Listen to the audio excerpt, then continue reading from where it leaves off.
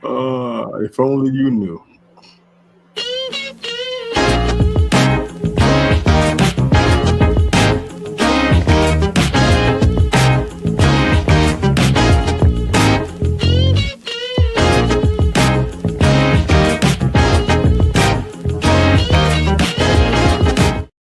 Welcome back to C3, that Thursday thing. I'm your host, Mr. U, my co-host Shane Ratliff, and Herb's in the house, Mr. Brooklyn 99 himself in the house. What's up, fellas? Evening to you. Now you heard that, Shane. He said you're the co-host, and I'm just here. So no, I didn't say that. You got to carry that energy for the rest of the night, Shane. It's all you guys. Co-host with an S. That means it's more than one of you. But how you guys doing where you are? Weather-wise, you guys are good? Yeah, we got snow flurries this morning, but we're good down here. Yeah, snow trying to come this way, but I'm not sure it's going to happen, but we'll see. But Raleigh, not far from us, is getting blasted right now. So, how about you, Shane? Still getting snow, man? Yeah, negative 14 with the wind chill this morning. So, good grief. Yeah, it's cold. It's going to be like 30s and 40s out here for several days. So, yeah, not excited about that. Lady Alpha in the house. I think this is the first time you've been the first one in here, lady. That's a good thing. Thanks for joining us tonight. Appreciate it. Uh-oh. What happened? You stubbed your toe, or did we say something crazy already? We just started. Oh, she's talking about the negative 14 wind chill. Oh, yeah, I experienced that living in New York, but I'll tell you what, I don't miss it. I'm good. You can go ahead and handle it, Shane. I don't need that. All right, man. So good stuff. All right. Well, New York City cold is a lot different than where I am too. Well, back then, man, we used to get we'd be like negative 10 degrees back in the day. Back in my upbringing, like in the 80s, yeah, we would see minus 10 out there. It's not often, but we seen that out there, and then we would see like 100 plus in the summertime. So it was a very weird situation going on. But yeah, I don't miss that. I don't think it's been minus 10 in years up there, but where you are, so close to the Canada line, I know you're getting it, brother, but hang in there, man. All right, so we've been having some convos. We're having a series about diversity in NFL. I tell you right now, you guys may have not been able to see it, but there's so much interaction on the YouTube channel about this topic. Apparently, this is hitting some targets because there's so many responses coming through on the last T3 episode regarding this, and people are still talking about it today. So it's definitely hitting a mark. I want to continue the conversation. Have you guys been hearing anything on your end regarding the conversation, or is it just on our YouTube channel only? Yeah, mostly on the YouTube channel, I think, or even when I repost it, it's mostly been kind of more directed, I guess, at you or through your channels and stuff. Oh, okay. All right. Yeah. We're out again. Oh, we doing this again. You mentioned the Rooney Rule and Shane just left. Like, what were y'all talking about before I got on here? Make sure he gets back in his prime position when he comes back. Okay. Sorry. Good stuff, man. All right. Everything good, brother?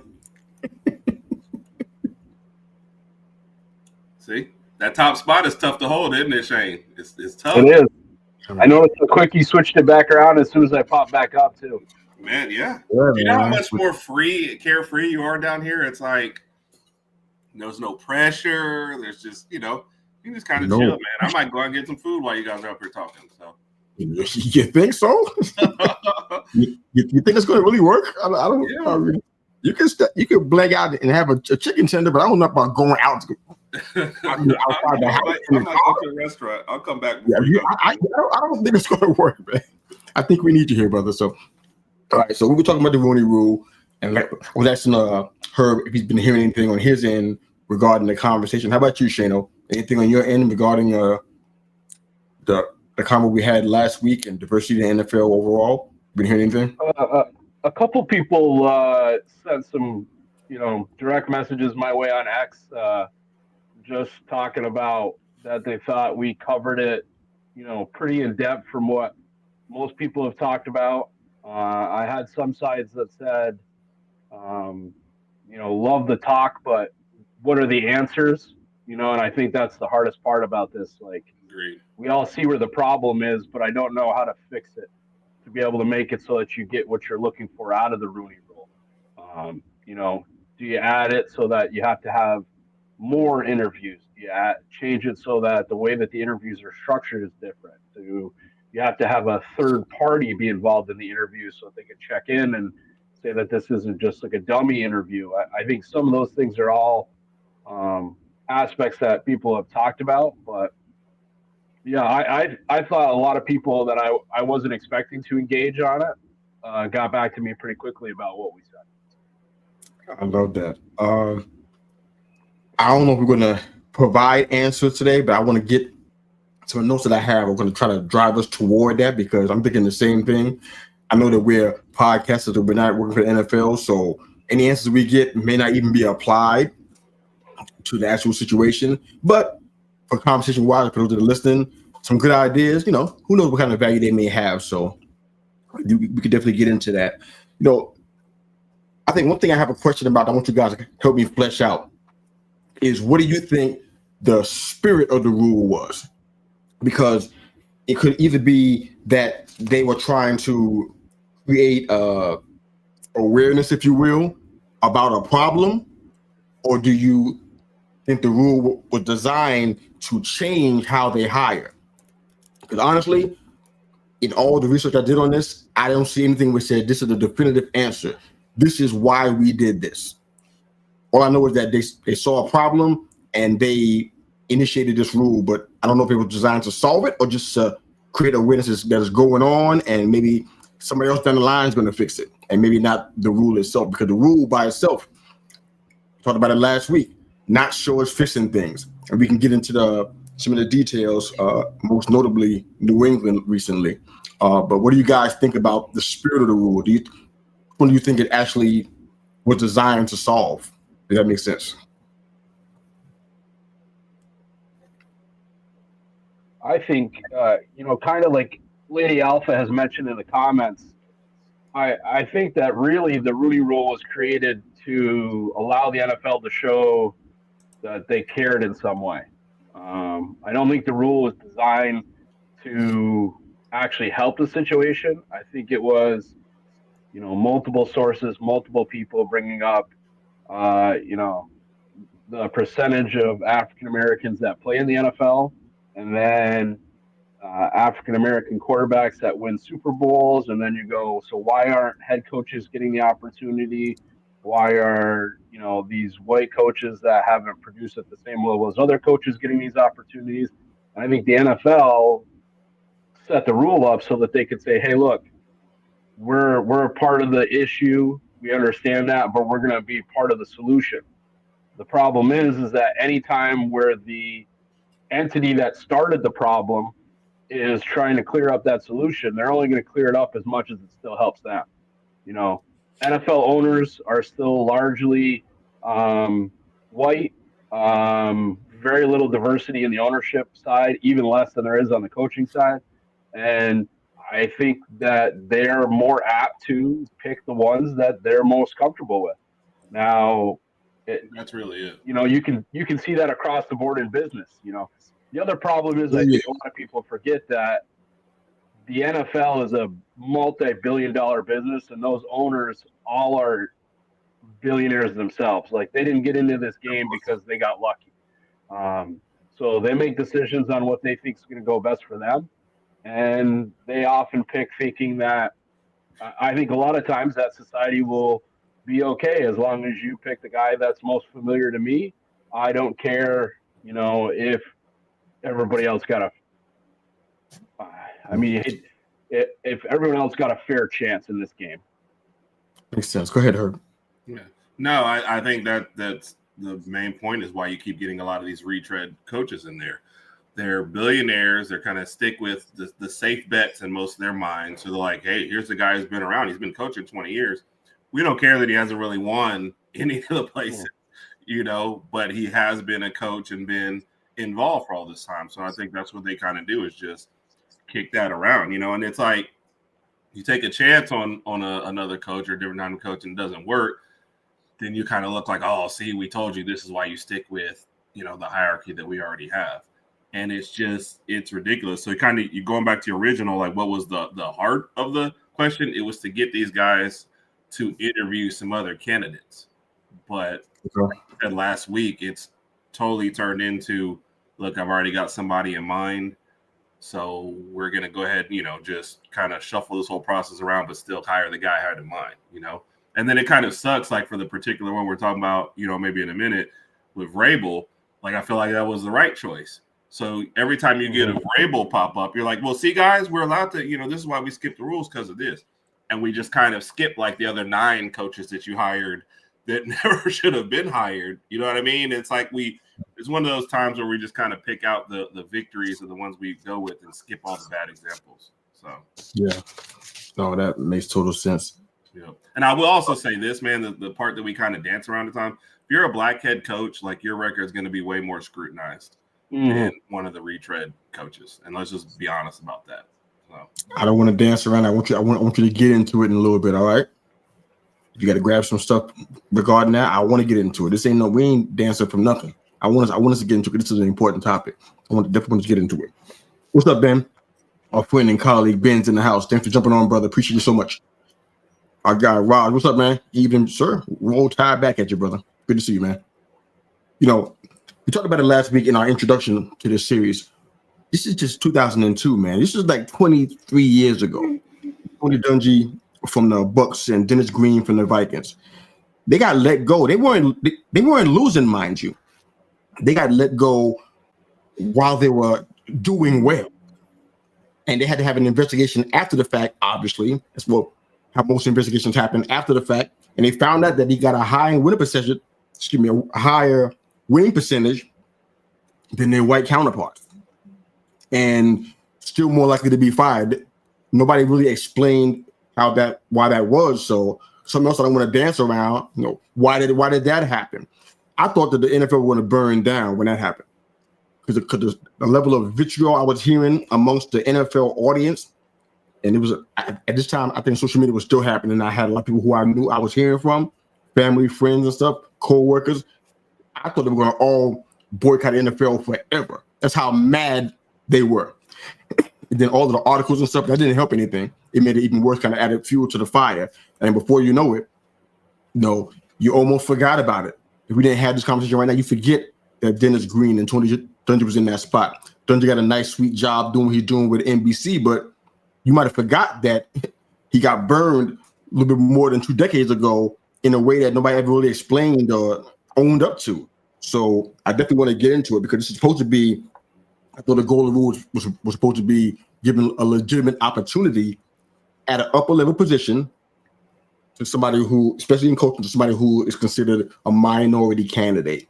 I mean, we talked about it last week as well. It's kind of evolved into including women now, which is a good thing. We've seen a lot more of that here and there. But as far as the numbers for minority head coaches, since the end of January, that was like a month ago, there's 9 men of color in head coaching positions right now. You might look at that and say, hey, that's great. 9 is a great number. It's 28% of head coaches. So it's not exactly where I think the Rooney Rule would like to have been, if possible. And what makes matters worse to me is that the majority of the players in the league, what are we talking about? A little over 75% are men of color as well. So you get why this doesn't seem to be very equitable. It's kind of weird. But I want to get into that a little bit more. But are you ready for that? Do you want to hold off on that for a minute while I talk about Vrabel and come back to you, Herb, on the comment you made? It's not even just necessarily a stats-based thing, but you can just kind of tell. There's like smaller examples. D'Amico Ryans. There were people out there who wanted to call for his head this past year, and I'm thinking he's been there 1 year. They're way ahead of schedule. They won their division again, won a playoff game, and we're ready to come after him already. Like I don't get it, And this one kind of goes both ways, I guess. But with both Pierce and Mayo, they both had terrible situations. Like I don't understand, how that was supposed to work. And in the with Mayo, I almost just wish he had never gotten hired. If Vrabel was always the end goal, they should have just stuck with him, and we could have avoided all this. Versus both these guys are starting their coaching careers out with having been fired from their first job. you know, and now you've got that losing record, and that can be held against you. Now somebody's like, hey, what was their winning percentage? Oh, it's this, you know, even though they were clearly both in rebuilding situations. So the expectation levels are different. We're chopping them different. And I know what you could say. What was it? The right was fired from the Panthers a year ago. Okay, that's fine, but you've got the majority of coaches in that situation. When the minority of them, you know, we get like 5 or 6, and you take out 2, it hits harder, you know. So it's just, I guess I don't understand. And like I said, going back to my original point with it, like with D'Amico Ryans being on the hot seat, that doesn't even make sense to me. You know, so you do wonder, does that also kind of play into it as well? Is what the perception, and is it because he's a black head coach? Because otherwise, you can't look at that team and tell me like when he first got hired that you thought they'd win the division 2 years in a row this quick, you know, and win a playoff game each year. And how many other teams would rather trade to be in his, you know, in his spot? So he won one more playoff game than the Detroit Lions do, and that's not shot the Lions because I love the Lions and that hurt me when they lost, but. You know, nobody's going to call for Campbell's head, right? So I guess I just don't understand. I haven't heard him do that yet, at least. Don't say, but we talked about that when we heard some of the rumblings. I heard the rumblings from a diverse group of people. I'll just be honest about that part, about D'Amico Ryans, but I blasted them all equally. Yeah. See, I was equal. I gave them all the same amount of heat. Yeah. Because the idea of firing Ryans was ridiculous. Yeah. You got many things going on. You had a definite regression, which you called last year. That Stroud were going to hit the sophomore wall, and that's what happened. He not only hit it, he ran into it multiple times. Mm-hmm. So you can't blame the coach for that. That's not his fault. Or you can try to work around it. But there was no need to even consider doing that with him. With Mayo, I think the situation was different because even when we were in the offseason on multiple shows, we all felt like Vrabel was going to be the incumbent for the New England Patriots. All of us to a man felt the same way. And then he comes out of Tennessee or gets released from Tennessee, and he doesn't directly go there. Bill Belichick is still weighing his options, so that could have been a part of the process. Belichick hadn't decided he wanted to go yet. He was still mulling it over. Were they going to can him, or was he going to leave on his own? It was a big question for several weeks in the offseason. We talked about it. So I don't know if Vrabel's decision played a part in that, or maybe he wanted to go where Tom Brady was and waiting for the Raiders job to pop up. Mm-hmm. I heard that too, but I don't know if that's what it was. But either way, they let Mayo come on. I said, great, bring on a guy who played the game. I didn't care nothing about the fact that he was African American. I said, you know what? He's a former Patriot, and they need to have as much Patriots pride as possible. If I can get Giants guys coaching the Giants, I'd be happy because they get what it's like to win. They give what it's like to play in this place, in this city. And they get the people, and they got a heart for the team. I would love for them to coach. That's great. So when Mayo came over, I thought it would give him a chance. All the guys they had, guys that I think I probably had in fantasy for multiple years, but they were all injury-prone guys. At tight end, said on paper, massive tight end. They had Hunter Henry, and I'm blanking out on the other guy's name. It's just because late in the evening for me. But Hunter Henry and excuse me, another guy. But they were on paper, fantastic tight end group on paper. But both guys get injured, and they got injured with the Chargers. They got injured everywhere they were at. You got guys at wide receiver who were wide receiver 3 and 4 on different teams. So you brought them over here, think they're going to be wide receiver 1s all of a sudden because they're on the Patriots. Mayo didn't have a chance of building anything because he didn't. All he had to work with was Drake May, which was. I think he's not even for the whole year with May. So they had to try out another quarterback to start. So. No, they were running Baselli for a while. I mean, let's be real. What do you think was going to happen? Yeah. Bassett's not. He hasn't been able to do that anywhere he's been. No offense to him, but that's not who he was. So Mayo was sitting here dangling to start with. So you didn't really give him a real break. However, I felt like at least give another year before you cut him. I mean, because your roster was beat up. Your top one of your best players at cornerback, one of your most highly touted guys is hurt very often, so you didn't have him there. You had to work around that, and then you had issues on your line too. I mean, there was a lot of stuff going on there. So I'm like, come on, get that man a chance. So they didn't do that. They wanted Vrabel probably for the past 2 years, and that's who they got. But they went ahead and this was on January the 10th, I think it was, that Aaron Glenn was supposed to be. He was requested to interview with the Pats, and he said no. The man became a cult legend as soon as he said no. Everybody around the league was like, yes, somebody finally stood up to those bullies. But the past interview, Byron Leftwich and Pep Hamilton. Yeah. No NFL experience whatsoever. Did you think they were going to wow you in there and say, you know what? I can, even though I never had an NFL job in my life, I can do this. Yeah. You know, so it makes the past even worse. I have a friend too on that specific subject. He's mad because when the Patriots put out the poster of it, they put both of them on the same poster. Like, hey, here's who we interviewed. Like, they flew them in together. Like, you really skirting the rule if you're like, here, we're just trying to let you know that we followed it, you know, to a T. And it's like you said. So I just looked it up real quick. The Patriots win total for the past year was 4.5, and they won 4 games. So they were right about with what was expected. And like I said, let's make it clear. I'm a Vrabel fan, right? I have no problem with them hiring Vrabel, but you didn't need a bridge coach to do that, right? I mean, let the owner let Kraft run the team for a year if you're just waiting on Vrabel, or make it clear that no matter what you do this year, you're breaking in a rookie quarterback. You've got Brissett, like you said. Like, they were not going to win the title this year or anything, you know? So if you were just waiting on Vrabel, why couldn't we have just made that clear? But it looks worse for him getting fired in his first year, you know? Let me just comment real quick, Shane, and I'll let you go ahead and jump in, brother. Hold on. The Alpha says when ownership becomes more diversified, the coaching staff will become more diversified. Let's pool our money and buy a team. Rod and my guy Rod said $4.78 toward buying a team. I'm like, can you put it I'll put in double? I'll put in double what Raj puts in. Don't y'all want to be? You want to be minority owners, right? You're not even in the minority range yet. You need a few more zeros on here before you even get there. You kidding me?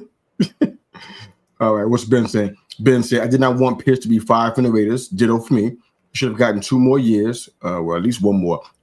Get a chance to build something. Love Pete Carroll, but I wanted Pierce to stay and get a real shot. Yeah.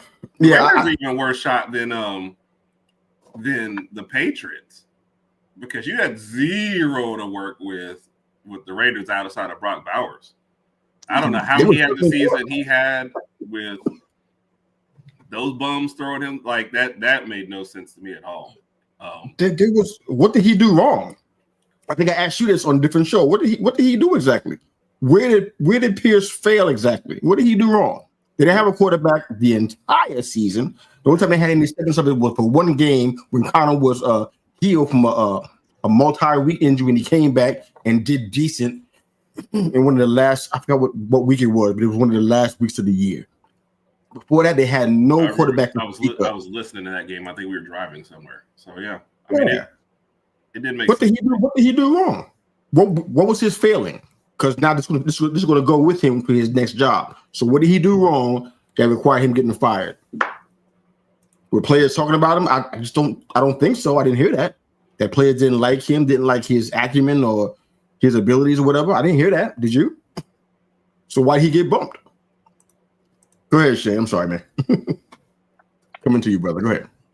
Well, I think first to talk about, as Herb mentioned with the coaches, the 2 guys that jump out in my mind when you're talking about being graded harder than anybody else.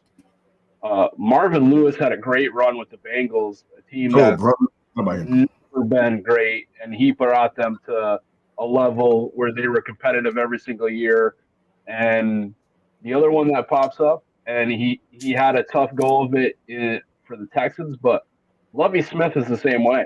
You know, you coach in the Super Bowl, you lose a couple of games, and then it's how fast can we get this guy out of here? I mean, talking about the Patriots, I think there's a couple of things that are in play. I think that the Belichick-Mayo decision was made before Vrabel was cut loose. I also think that Vrabel's trip to New England to be honored in the Ring of Honor, and Tennessee taking it that if he loves New England so much, then why don't we set him free? I think that plays a lot into it. You guys have heard me, you know, from the very beginning. I had no problems with Mayo, but I didn't think he was ready. I put that all on the Kraft family. When you make a decision that you're going to get rid of Belichick before he wants to go, and you have to make this statement, for you to kind of side-eye somebody and put them in that position, you made it extremely difficult for Mayo to begin with. Plus, you knew that team was not going to be talented, like Herb said.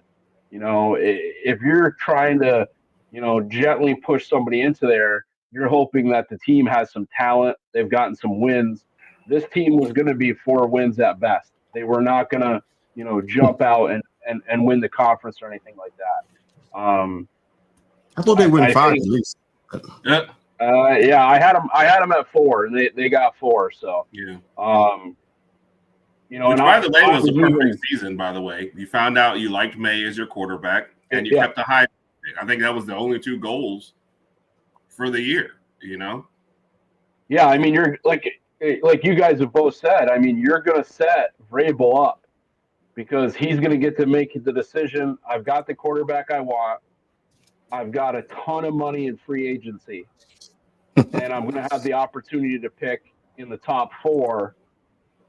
I mean, he's got options. They can move back, maybe drop back to the Raiders and pick 6 and pick up a second-round pick that they don't have currently. There's a lot of options for the Patriots, all depending on how they decide they want to spend the money this year. I want to get into that one a little bit when we can shortly. I'm going to make this one last point because I thought this was really funny. You guys might remember this one. This is where we knew that the Rooney Rule was really, really not going well. And it happened with my team. That's why I remember it so vividly. This 2022. We were probably still dealing with COVID during that time. But the Dolphins fired Brian Flores. Remember him? I think he's with the Vikings now in some kind of defensive capacity. Well, the day before Flores was going to interview with the Giants for the head coaching spot, he got a text from Bill Belichick, who was still the coach of the Patriots at the time, congratulating him on the position. Oh, God. He sent the text to Flores by accident. He meant to send it to Brian Daboll. When that happened, that was a wrap. The Rooney Rule, at that point, there should have been an overhaul immediately when that happened. That was like the most embarrassing. How did Bill Belichick even know who has this job? Y'all talking already? What? And why are you talking to the Patriots coach for? This is not good. So I just want to put that out there. Any other thoughts before we'll keep the conversation going because there's still so much more to get into. So we'll do that for at least another week at least. But any other thoughts?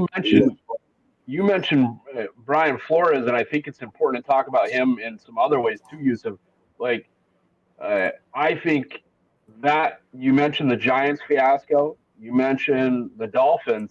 He still has an active lawsuit against the NFL, and the NFL is not going to let him get a head coaching job. Well, that's still a possibility either. So, and there was nothing that Flores says that wasn't true in there. He's a guy who speaks his mind. He had problems with Tua. He didn't want Tua to begin with. He got stuck with a quarterback. It's like Herb always says, if you don't have the quarterback you want, you're searching. Your team needs to find an identity. And he said that, and he said, I'm not real sure about it. And I mean, you look at the Dolphins. You get to the playoffs, but do they have the quarterback that they want? Is he ever going to be healthy enough to make it through a season? Are you going to be able to get some victories out of that? And Flores goes to Minnesota, takes a defense that was at best middling, turns them into the sack champions this year, and made some moves with some players that are on their way out talent-wise. He's got some low-graded guys in that defensive backfield right now, and he did a great job of moving them around. And I don't think he got full credit for how much he helped Minnesota in the beginning of the year. Darnold was having big games, but you look at the turnovers that led his offense. You're completing a 25-yard touchdown because you got a sack and a fumble recovery on the 35. It helps that team out a lot. And Flores again from the Belichick tree. I thought he was a great pick for Miami when they made that first decision. But again, you get in these coaching situations. We talked about it before. You have a coach that's played, that thinks a certain way, and then you get a GM that makes those decisions that's over the top. And in Miami, he and the GM did not see eye to eye, and the GM is the one that chooses who goes. Right. The GM's like, yeah, I'll fire the coach. That at least gets me another year before the owner cuts bait on me, and that's what GMs do. I mean, the GM cycle for me is almost worse than the head coaches because you have a win-loss record, and you can say, so and so went 3-14 last year. You look at somebody like Trent Baalke, he's ruined more franchises than anything right now, and they were going to let him stay in Jacksonville. Yeah. They were going to let him stay in Jacksonville until Liam Cohen told him, if you don't get rid of him, I won't be your head coach. And they were going to give Baalke another year to ruin the team even worse. The GM spots are the ones that scare me. Like Lady A said, until you get a change in upper management, you're never going to be surprised that nothing changes from below. It's all about that information going from the top down and how those decisions are going to be made. That's the perfect point, by the way, because they are tied so much. I was listening to Colts one where they were talking about, was it Ballard in Indianapolis? And it's kind of, it's like everyone else has won the division since you've been here except you. It's like you are tied to that, and you get into a lot of situations, and not even just with black head coach, but just going for these coaching jobs. But it kind of hits them harder. Like you said, you just have no control. You don't have a quarterback. You don't know who, hey, are we going to pull the trigger on the right one? Or are you just going to throw me a whole bunch of crap and then just tell me I should coach it better? Like the coaching part of it, I mean, we all know you're as good as your players, kind of look at Ohio State this past year. The coaches did not have to work extra hard on that Ohio State team. They just had to not suck at times. Like that was it. Sorry, I want to bring it up. Look, we didn't win either. So, but at times they just did not have to be terrible. So you're only as good as your players. And they're putting these guys in a lot of positions where they're getting terrible, terrible teams or terrible, terrible sets together. Another thing to remember is like the GM is there all this time. So they're the ones supposed to have the 3 and 4 year plan. As a coach, now you're just like, I'm just trying to survive the next game now, apparently, because, 4 games in, my job's on the line. So it just doesn't make sense. Yeah. It doesn't make sense that it doesn't go back to them the way it goes back to the coaches. No doubt. Well, what we're going to try to do next week, because I know that there's been some comments about it, we're going to try to find some semblance of a solution for this. So next week, even if it's not our last week, we're going to at least try to find some kind of alternative. I got a couple of ideas. Some fly, some don't. But I want to hear from you guys too. And of course, all of our listeners that are watching and listening to us. What's the solution to solve this quote unquote Rooney Rule problem? We'll get into it a little bit. We got some folks jumping on. My guy JD is in the house. Hey, bro. Good to see you here. One of the best shows around. I appreciate that, man. That's really good of you. He's loving Shane already. I love anybody named Shane. My brother-in-law is Shane, and my Gamecocks head coach is Shane. Shane's a star, man. We just basking in his shadow. Clearly. Yeah. Beamer ball. Okay, my wife's family's from Carolina, so I'm wondering if you are living in the Columbia area. We'll check it out. All right. He said the Rooney Rule is ridiculous. It's like speeding down the interstate and the last one in line gets pulled over. It happens more than you think. Meanwhile, no one else gets pulled over, and they will all go as fast as you. Facts. I love this. All right, so I want to try to jump into Roger's question, and then we go ahead and get into your segment, Shane. How long do you think Bowles will stay in Tampa Bay? Now, the reason why I love this question right here, this is a really good question, Raj. Thank you, man. The reason why I love this is because of what we're talking about. This is like, I'm surprised his name didn't get mentioned so far, but again, we got so much context for this. It's going to take a while to even get through it all. But this is a good example because when he was with the Jets, he didn't have a good situation there for multiple years, and the record obviously showed it. It was bad. But it was somewhere else he was working. And I thought he worked somewhere else as well. But I don't know this quote. But yeah, a short time in Miami. Had a winning record, I can't. But with the Jets, really losing records, the first year he went 10-6, so everybody was kind of happy about it. And then he went off for the rails, 5-11, 5-11, 4-12, and then that was it. He was out of there. He went to Tampa, had an 8-9 record, and then 2 winning seasons after that. So to answer your question, in my opinion, Raj, I think he's going to stay until they're not winning anymore. I mean, they got a good setup right now. I think they need to get some help in regards to wide receiver because now some things have changed. Doubt very highly that Godwin is coming back under any circumstances. So he'd be going elsewhere. He was off injured, so you know that, an off injured player for a lot of money isn't a good business investment. So you need to get a wide receiver 2 out there somewhere. McMillan's good, but I just don't know if he's that. So I think he's going to stay as long as he's winning. That's how I see it. Herb, Shane, what do you guys think about Rodgers' question? No, I think they're probably looking at it right now. The first time he doesn't win the South, they're going to try and push him out. That's honestly what I think. I'm not saying I think it's right. That's what I think. I think that's what it is. Okay. I don't feel like they have a Baker Mayfield's been good, right? Like you said, the offense has really been good. Defense has been shaky.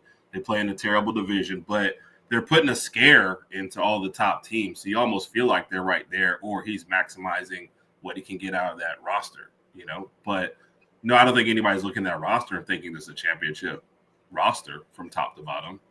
But I mean, they're not an easy out either. So I feel like the coaching job has been fine.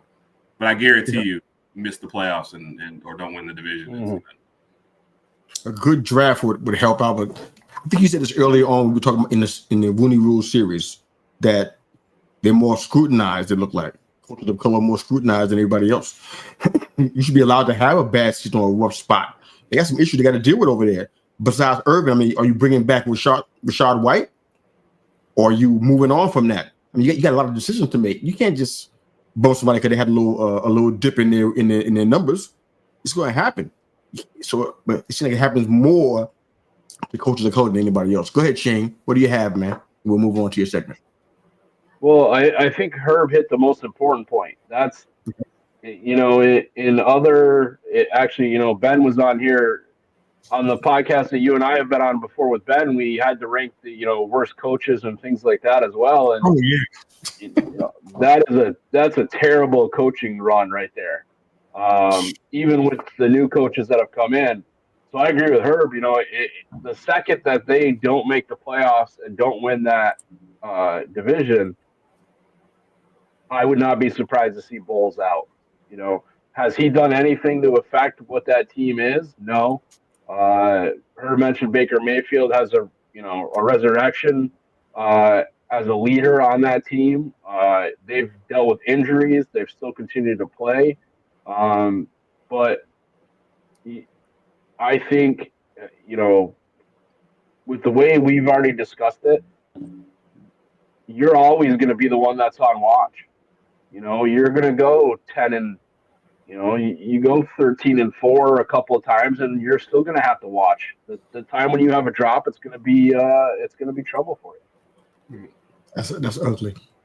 Like JD says, as long as Tampa Bay is winning the division and making playoffs, he will be there. No reason to get rid of him currently. I guess he's agreeing with Rodgers' opinion, which I agree with as well. Honestly, it kind of goes back to what we've been talking about at the outset of the show. It ain't right.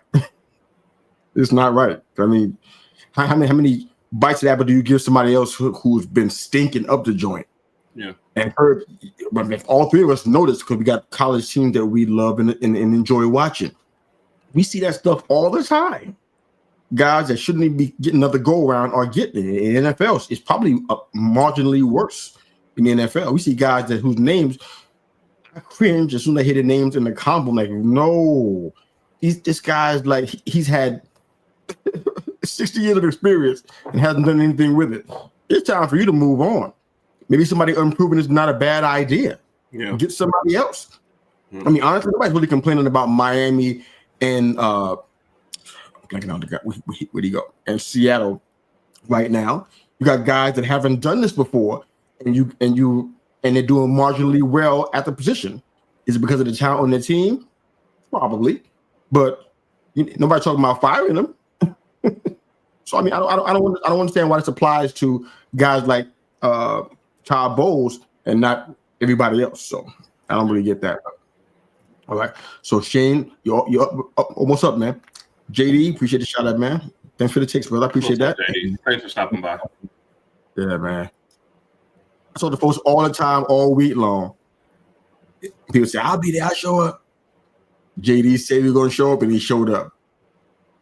You skyrocketed, brother. Yeah,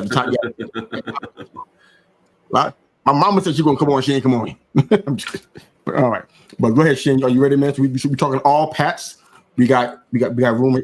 Herb and I are going to ask some questions as well about the coaching staff. It could be about the whole line, the D line, the players as a whole, your mock drafts, The mock draft I did on YouTube. If you want to cut it up a little bit, it's all good by me. It's all past, baby. It's all you, brother. As much time as you need. Take it. Well, I think we've kind of already hit on it. The biggest decision the Patriots had to make was the next coach in line.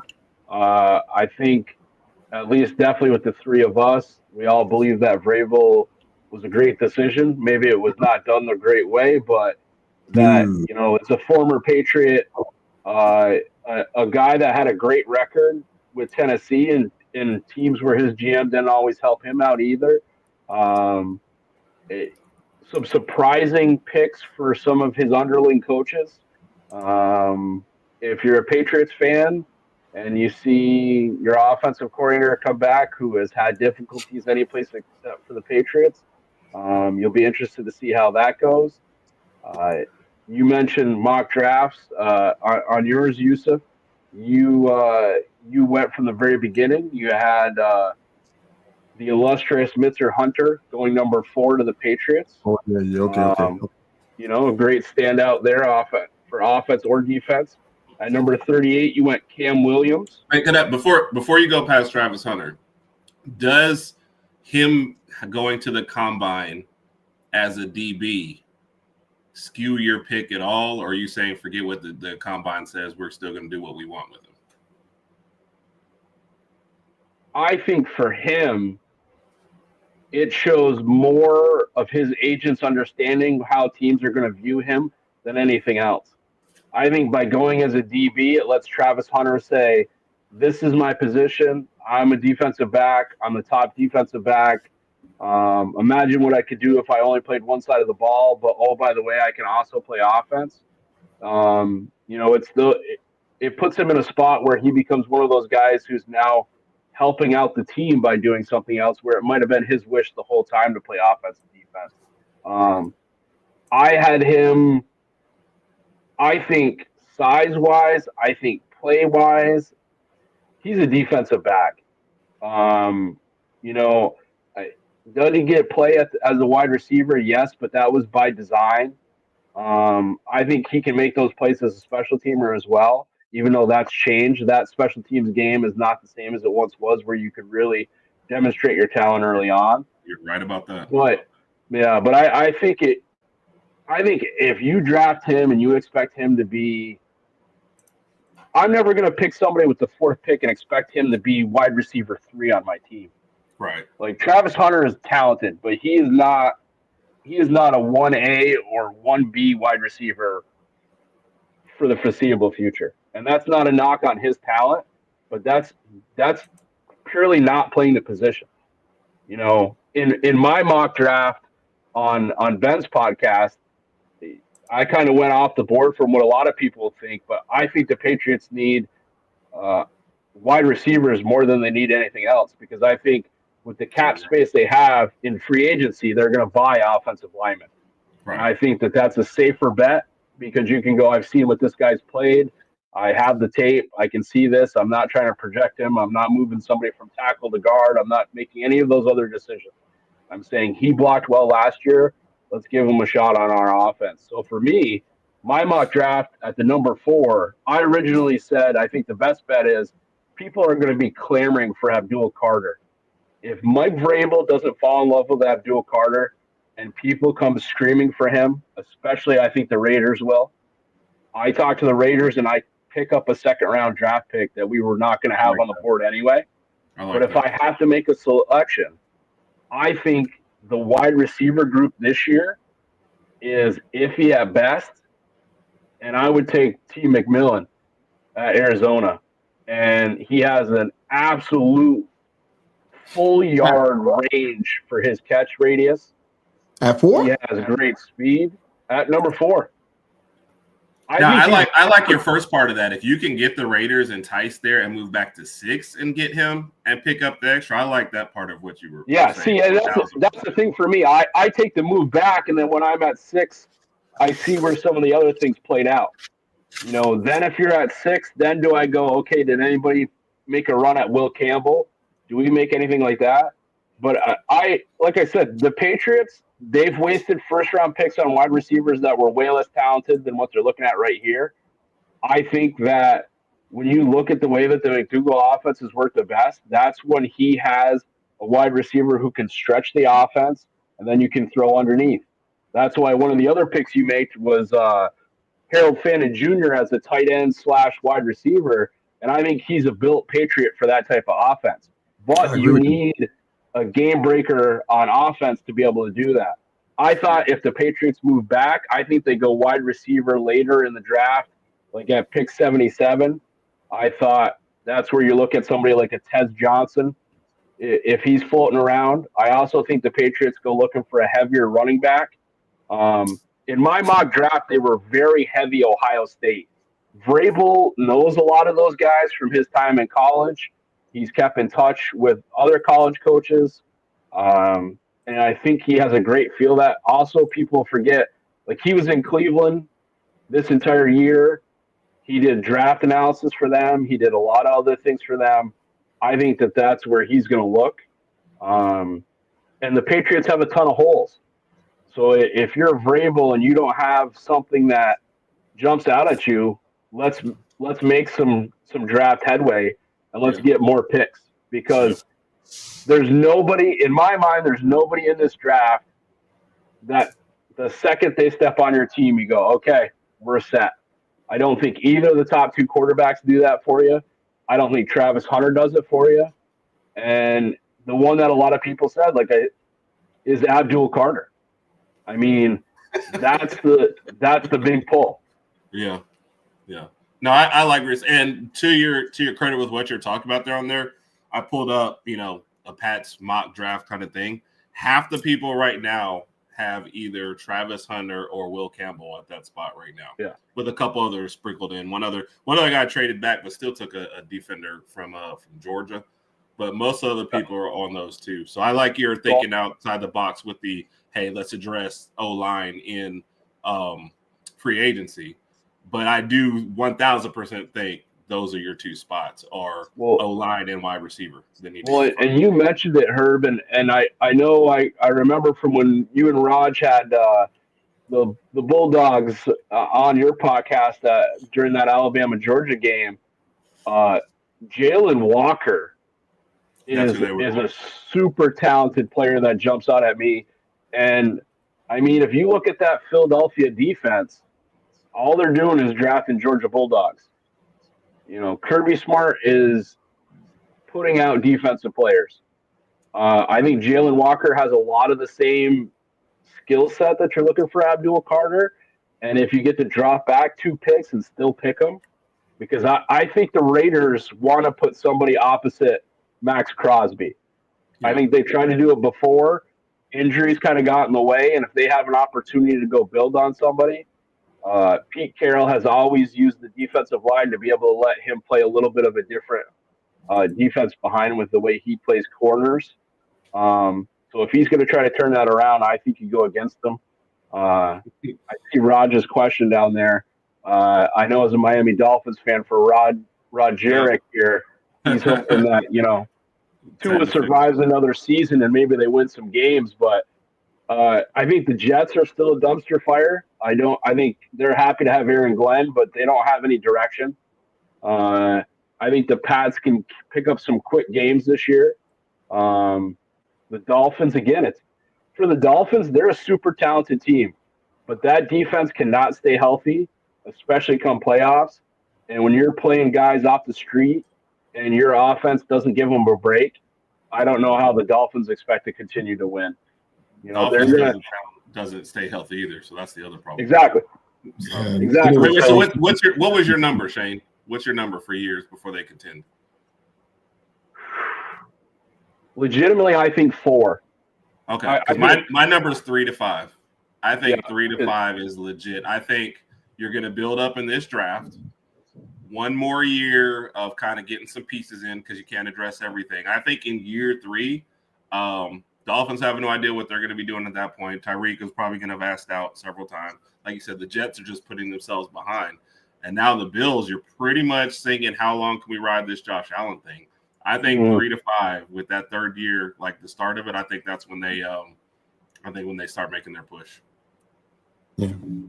I think if I was them, Honestly, I would do the same thing that Roger suggested. If I was the Pats, I'd be super strong. I'm talking about dominant on defense. Because of who you play in the division, I would be strong on defense. And I don't know if Tyreek Hill's coming back.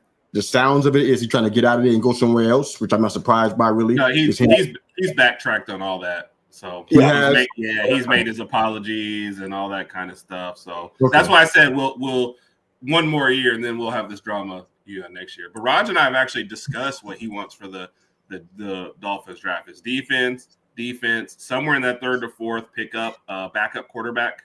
Because I think there's going to be a handful of them out there, and then defense is what he wants from it. So okay, well, I don't blame him. I think the Pats do some of the same thing. Travis Hunter is a weird one to me because if you look at his numbers, and of course it's his resume, how could you not? The disparity between where he played at cornerback and wide receivers is dramatic.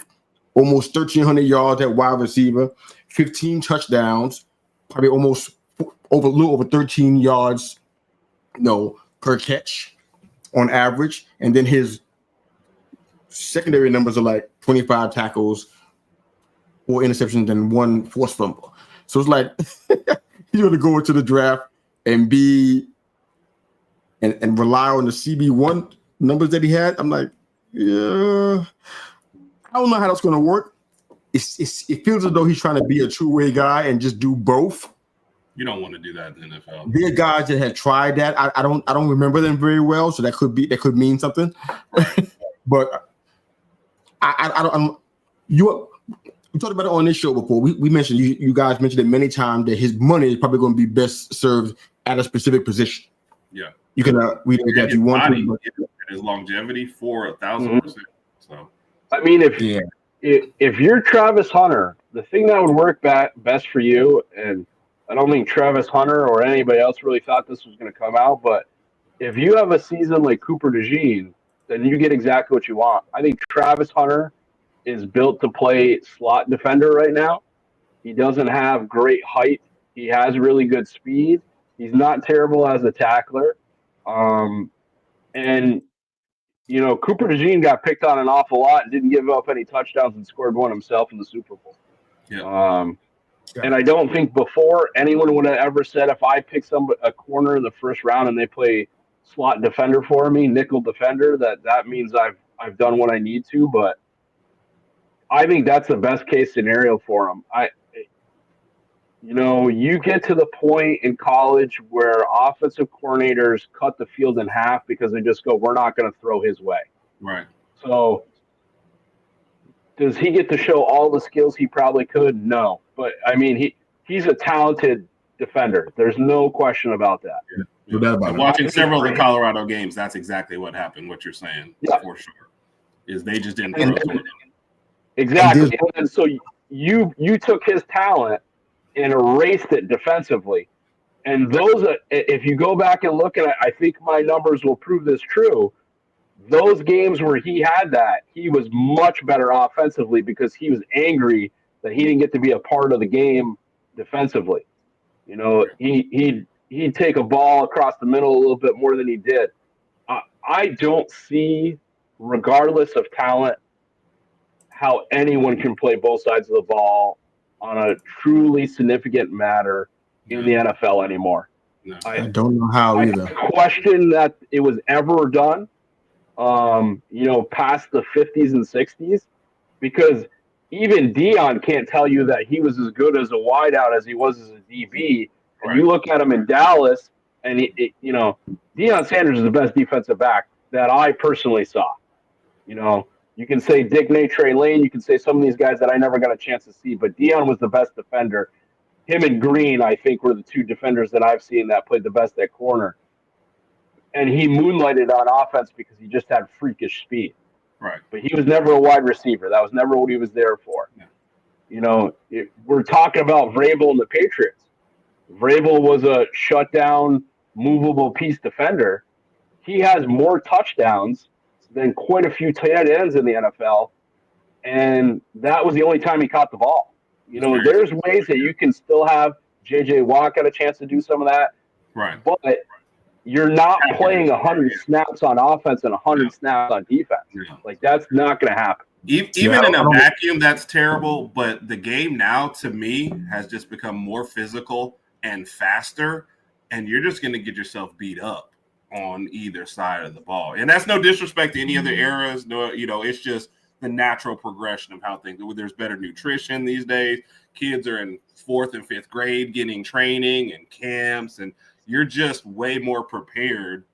By the time you get to the NFL, if you're lucky enough to get there now, to where it's nothing like it has ever been. And no, I think if his agent even was like entertaining the idea of him playing both, like you're not going to get both those money, by the way. They're going to pick whichever one you're probably worse at and try to pay you the way the owners go right now. They're going to pick he might be a CB1, but he's wide receiver 3. So we're offering you a contract like a wide receiver 3. Like, that's exactly gotcha. So no, you got $8 million. Yeah. Congratulations, $8 million a year. Yeah. One thing about Travis Hunter that kind of concerns me, and maybe we don't have time to get into it. We could talk a whole lot of NFL draft. We could be talking about it all the way through April into the draft special and stuff. So we're gonna break all these guys down a million times a piece, probably. But I'm concerned about something I saw in Colorado. This is not really a Shador thing. This is just really about Hunter right now, because that's who we're talking about. All of his cornerback numbers declined every single year. Dropped like a stone every single year. His wide receiver numbers doubled. Well, almost, basically doubled every single year. Now, is that not, in my mind, I'm like, okay, is that out of necessity because maybe Jimmy Horn wasn't able to separate, he couldn't help much? Or is it because, you were just that great at wide receiver and maybe not that great at cornerback? I'm trying to figure it out, because at some point, if you said the decision has to be made, what are you going into the NFL as? I've seen people right now in prospects, they got stuff, I'm an O-line / this. Well, I'm a tight end / this. I mean, they out there. It's not a lot of them, but they're out there. He can't pull that stuff. You got to pick one of these things.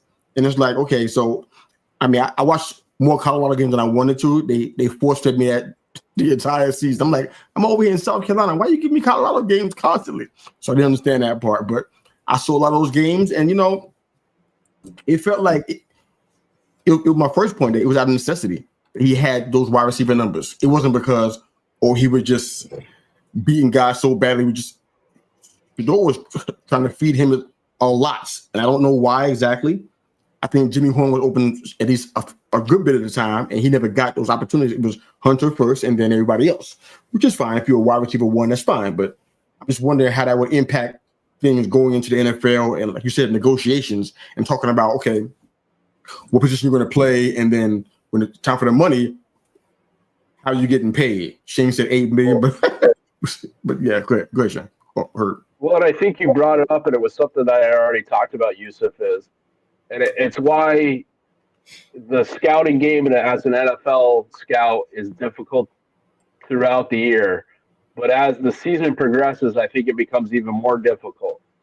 If you take Travis Hunter, you mentioned, so if you're just a fan and you didn't get to see Travis Hunter, and you see that this year his defensive back numbers are down, it's like Herb and I had already mentioned.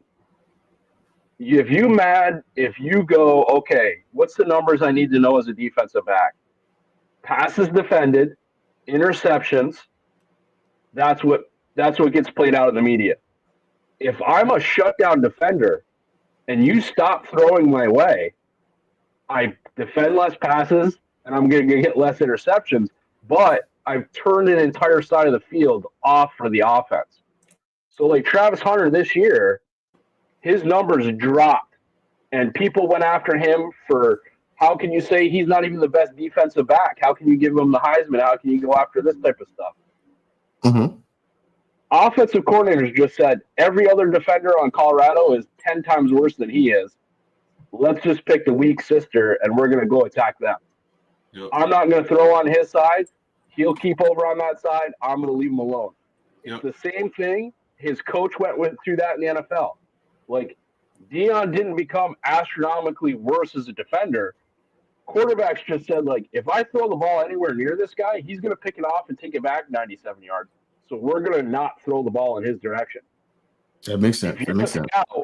And you watch Hunter, you need to make a decision very quickly. Yep. Is he going to be able to stay healthy at the size he's at if I put him on an island? If you're me, I say no, and that's why I say I don't pick him as the fourth pick. Right. The next thing I go to is, does he have the athletic talent to match up against some of these just pterodactyls of wide receiver one? I think athletically, Hunter can jump. He has great range, a decent arm length. He's not super tall, but I think he can defend on that level. But the game of being a shutdown corner, they really don't exist anymore in the NFL. There's enough different mixed up coverages where very few coaches really truly go man to man and say, your job is to lock this guy up. That plays to Travis Hunter's game. Yep. But he needs to be able to go to the combine. He needs to run a solid number. And when they talk to him in meetings, he needs to wow them that he knows not only his job, but he knows the safety's job. And he knows if the safety does this, he's going to do that. That's what's going to boost Travis Hunter up. Because I haven't heard anything bad from teammates about him.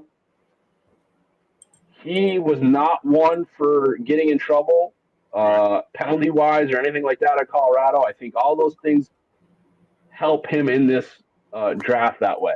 Yeah. But he's not the fastest. He's not the fastest corner out there. There's other people who are faster. There's other people who have more interceptions. And he's going to play this game again where people are going to say, you got to be pick number 4 because Dion was your coach and he made sure that you got up every single week and you got a chance. You got your own podcast. You got out there. And that's what Travis Hunter is going to play against his entire NFL career. Yep. You're going to be the guy that got famous for reasons outside of football, and now you're going to have to prove yourself every single week. Yeah. Can I also say real quick too about his offensive numbers? I think the conference switch helped out that part a lot too as well. The Pac-12 was probably their best year was the last year before they crumbled. And then all of a sudden he goes into the Big 12 where you've got no flagship team. Your team has no running game whatsoever. So all it is pass. So no matter what his target share, which I agree it was probably more than warranted. We've seen that here at Alabama though. So it's going to be one of the most frustrating things to watch when your wide receiver 2 can't get a look. But I think that helped out his offensive numbers a lot, that conference switch and going to the Big 12 because the Pac-12 was loaded for their last year, having to run through like the Oregons and Washingtons who are both vying no doubt. Top spots. No doubt. So I feel like that helped change that a lot too as well. That's why you saw a little bit better pass numbers. Absolutely. I'm struggling with every Giants mock draft that I do. I see Hunter's name drop down lower and lower. I'm like, I'm at a point now where, despite all y'all said, even before you guys said it, I'm like, I don't think I want to do it. You just have to nail it at that position that you're in. You know what I mean? You can't afford any missteps. And that's not Giants really. I'm just saying everybody in these spots. And it's kind of like, Shane's saying, if you're not 100% sure, if you don't think this is the guy, you can't miss it at that spot, Honestly, I would do Carter or Ward there. We could talk about it on a future show, but I would do one of them there if they fall. If Hunter is sitting there, I'm like, oof. I might go back and get Miller. I don't feel it. And we need a tall receiver. We haven't had a tall receiver in many years. So yeah, trade back in for sure. It is. And Shane, now I don't know how you feel about this, but Doug Marrone got added to you guys' coaching staff. Yeah, I pretty much talked about him extensively on a different show, but quick thoughts on Doug Marrone. You happy about this? I think he's fine as an assistant coach. I would never put Doug Marrone in charge of a college team or an NFL team. But I mean, Syracuse can tell you this is. You want him as O-line coach though? That's my primary question. Do you want him as O-line coach? Because historically, that hasn't been great. You want him as O-line coach? I mean, Vrabel would have loved to pick some of the offensive line coaches that were there with the Patriots before, but they've passed away. I mean, the thing is like with Doug Marrone, He knows what he's going to get from him. And if you want a play style that's going to be attacking, which I think Vrabel is going to try to turn back the run downhill game from the Patriots of the past. That's why I said I thought that maybe in the late rounds they go for a power back. Doug Marrone isn't a terrible pick here. But you also have to understand that you're going to be coaching under Vrabel. And Vrabel has a mentality, and he is going to talk to those offensive linemen because he's going to be in defensive line drills. He's going to reinforce that. So I think it's okay. From my side, other than Vrabel, I'm not real happy with any of the coaches that Vrabel brought on. I've seen this game play out. I've seen that the offense doesn't look great when you call the same plays without Tom Brady throwing the ball. Oh man, okay, that's fine. All right. Well, I was going to do some news and notes, but we're going to go ahead and shut it down for tonight. This is funny. This is great. This is great stuff tonight. Any closing thoughts on anything we talked about? You guys can have the floor for as long as you like, and then we'll go ahead and sign off. Well, I'll do mine real quick then. I'm really looking forward to see how the first 3 to 6 picks play out in this draft, because it's like this is probably one of the first ones where I said, hey, here's 2 consistent, here's the top 2 quarterbacks, and nobody believes in them. And then, hey, here's the Heisman Trophy winner, and you're like, I don't know if we believe in them. It's like, I know every year you pick apart the top picks because that's what you have to do, and there's a lot of gamesmanship involved.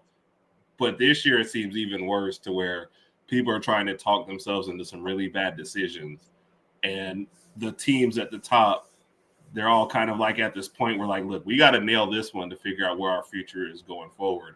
And people's jobs are on the line with it, and they got to nail it. And it doesn't sound like anybody you can see all 4 of the top 4 teams all trade back because they're like, we don't want to make a bad decision. So we'd rather get more picks. This is about to be crazy, I think.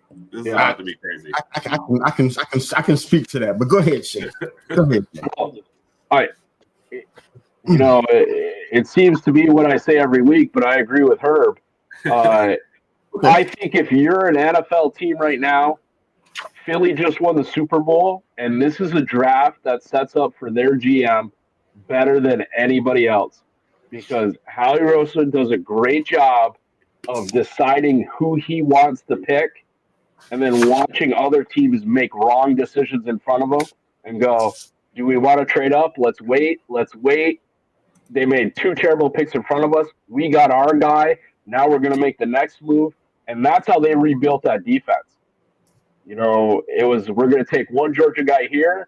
We're going to watch these people make 3 mistakes. And then we're going to take our next guy and our next guy and our next guy. This draft this year, I think, sets up for somebody to make some serious moves on the back half. Because as Herb said, if it's me, I'm not – Cam Ward's not my answer. Sure, Sanders is not my answer. Travis Hunter's not my answer. And Abdul Carter's not my answer. Every mock draft you basically see, those top 4 guys are in some school. Right. I don't think that the quarterbacks – Wait a minute. You don't like Abdul Carter? I haven't heard this from you. You don't like Abdul Carter? But I don't even think he's the best at his position. What? Yeah. I haven't heard this from you guys. I didn't know that. Okay. This is interesting. I didn't know that. I think Walker's better. I think you can make other moves on defensive line to where Abdul Carter is not. The Micah comparisons for me are not true. He is not the second coming of Micah. And if that's not true, then I'm not picking him as the number 4. Right. I think that the Patriots can really use other teams falling in love with him to their advantage. And if I was them, if I was Vrabel, I'd talk up Carter at the combine every single day. I would talk about, you see how strong he looked in his boxers when he was walking around? You see how fast he is? We had a great interview. I'd be pumping him up every second and just waiting for teams to call me to make that move. And like I said, I think he's a good defender. I'm not saying that But I think the 4 guys that everyone's talking about, there's not a single one out of those 4 that automatically changes my team. And if I'm making a top 4 pick, I want somebody that changes my team demonstrably at the position I'm taking. Yeah. And I guess my thing about it to I guess put a cap on that point is, do you think he's that much better if you're picking him at 1 than the guys you might get, middle of the round, like we were talking about with Walker or Mikael Williams, both Georgia guys, both playing edge, So is he worthy of your number 1 overall? Or if you traded back and got one of the second guys at middle round, do you feel that much worse off? I think is where it kind of lies. So see, and I also defensively think it's harder to get a premier defensive tackle than it is for me to create an edge rusher. Like if you weren't, we talked about Brian Flores. Adam Van Ginkel was a defender for Miami that they underused. Flores picked him up because he knew what he had, and then he leads the leagues in sacks at Minnesota. He's not Micah Parsons. You can move people around to get pressure on the outside. If I'm looking in the draft and I'm looking for somebody that can make hay for my defense right away, it's a giant defensive tackle. Because I can play him for 3 downs and then I can get him out of here and let somebody else rush.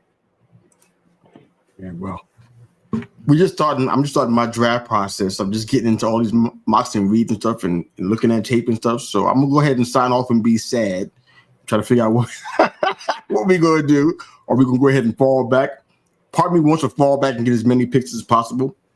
Just because of so many guys on our defense specifically who I'm giving D grades to, guys that I don't even want to see next year. So got to replace them with somebody. So I'm just kind of thinking about amassing picks and just falling back and maybe getting that free agent quarterback in a trade or however, just be that bridge and just fall back and stack everything else. Because the more I think about it, the more I think I need to. But you guys push me over the edge. So thank you for that. I'm going to go ahead and sign out of here, man. But we thank y'all for watching and listening to T3. We had fun with it tonight. Definitely more Rooney Rule discussions next week and more NFL draft for sure. I want to get into some players specifically, and maybe somebody's going to come on with us and do their mock draft for their team. We see how it goes. But beside that, man, have a great night. Thanks for listening to us and for watching us. We out.